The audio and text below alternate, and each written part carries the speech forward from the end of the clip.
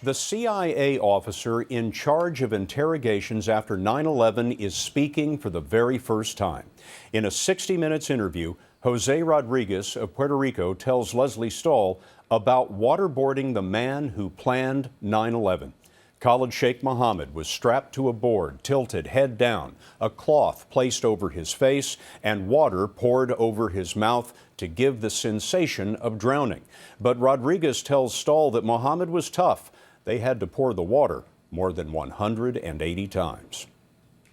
This is an individual who probably didn't give a rat's ass about having water poured on his face. He never believed for 1 second you were going to kill him.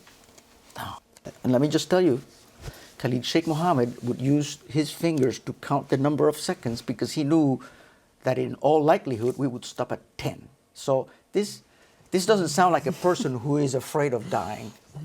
If he's sitting there counting off, he knows you're not going to kill him, he knows he's not going to drown, then why do it? What's the point? I think that the cumulative effect of waterboarding and sleep deprivation and everything else that was done eventually got to him.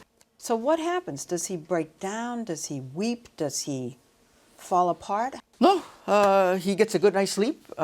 He gets his insure. By the way, he was very heavy when he came to us, and he lost 50 pounds. What, his insure? You mean like people in the hospital who drink that stuff? Yes. Dietary manipulation was part of these techniques. So sleep deprivation, dietary manipulation, I mean, this is Orwellian stuff. The United States doesn't do that. Well, we do. And Lesley Stahl with 60 Minutes is joining us now. Lesley, what's the story on the insure? Well, they were depriving him of solid food. He was getting liquid food, but it had protein. They didn't want them to die. So they were getting nourishment, but not anything they really looked forward to. One of the things Rodriguez told you in the other part of your interview is that this was not some rogue operation. They weren't making this up. Oh, no. They got permission up and down the line for every single step they took.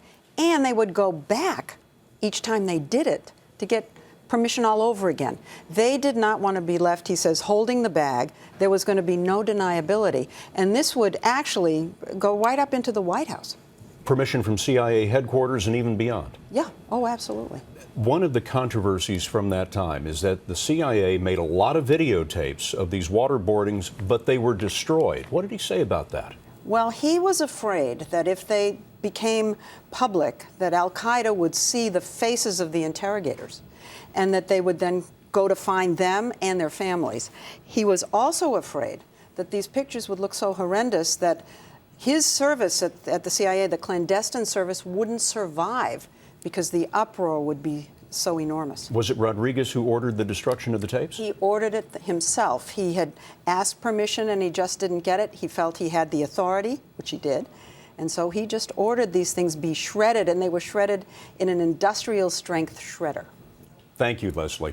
You'll see the rest of Lesley's interview on 60 Minutes this Sunday, 7 o'clock Eastern, 6 o'clock Central.